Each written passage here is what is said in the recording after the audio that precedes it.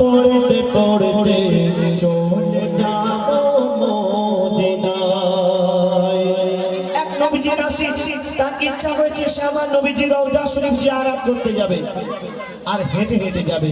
তো সেই নবীজির আশিককে যখন জিজ্ঞাসা করা হচ্ছে যে ভাই তুমি কেমন করে যাবে, তো সেই নবীজির আশিক বলছে কলেমা দরুদ পড়তে পড়তে চলে যাব মদিনায়।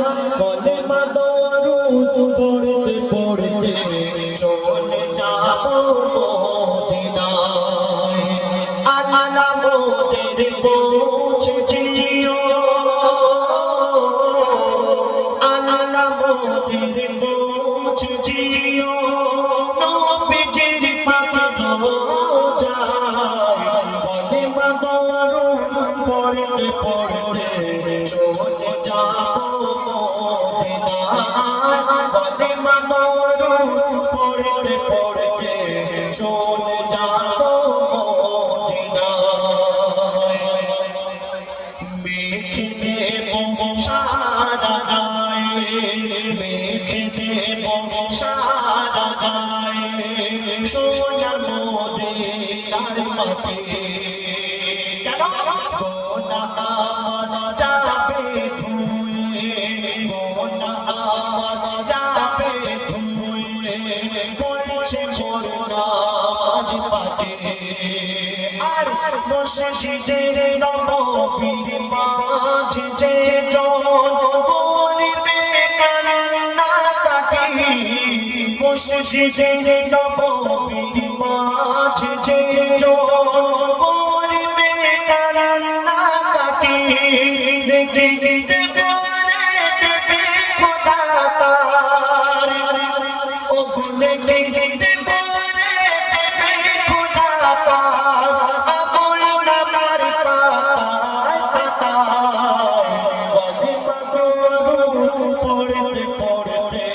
চলে যাব মদিনায়। কলেমা দরুদ পড়তে পড়তে চলে যাব মদিনায়।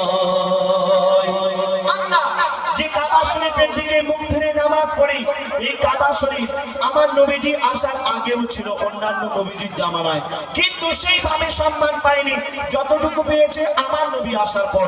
তো কাবা শরীফ আমার নবীজিকে উদ্দেশ্য করে কি বলছে শুনো, বলছে কাবা আমার শোভা, বলছে কাবা আমার শোভা নবী মুহাম্মদ মুস্তাফা।